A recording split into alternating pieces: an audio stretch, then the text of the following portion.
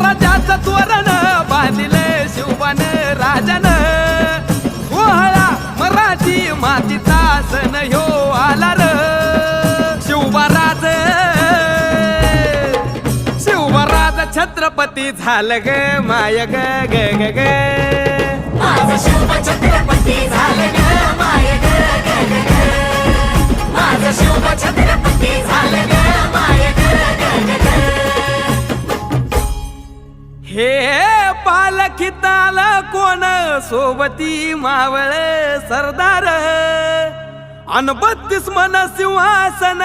त्यावरी बैसल कोण ग